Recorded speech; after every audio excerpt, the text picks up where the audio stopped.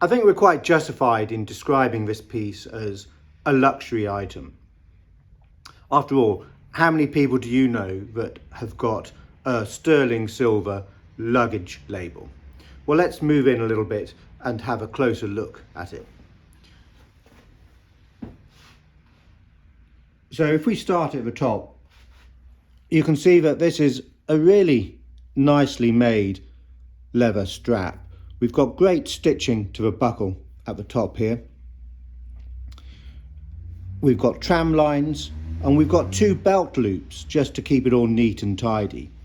And then moving a little bit further down to the actual label itself,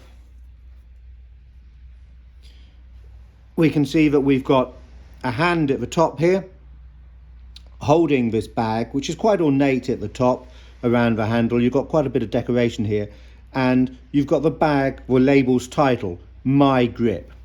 But the attention to detail, which of course with all good quality items makes them stand out, is it's even got these two little stud feet at the bottom.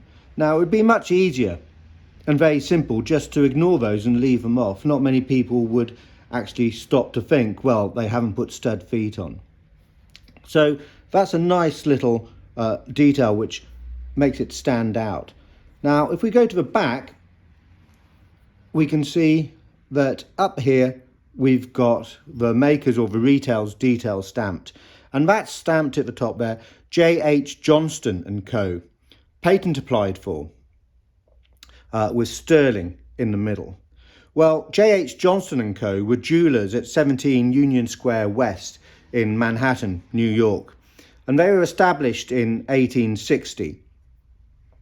From 1889 to 1897, so just under 10 years, they added Co. to their name. They were J.H. Johnston and Co. So that gives us a nice, quite narrow timeline for when this piece was made.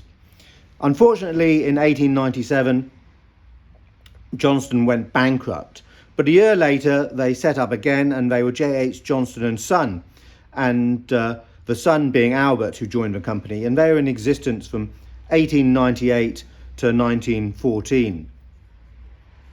So there you have a lovely quality sterling silver luggage label, and we can see at the back this blank space. Presumably that's where you would have engraved your name, and that's been left blank. But the whole overall condition of this piece is fantastic. It's as if it's never been used. The condition of the leather, the silver, all very, very good. You don't really see English makers making this sort of thing. There are a few different American makers who did make similar. Every now and again, if you're lucky, you'll see these labels of different forms. More often than not, they don't have the leather strap with them. And typically they date from the same sort of period, late 19th, very early 20th century. But to get one in such great condition, lovely. So there you go.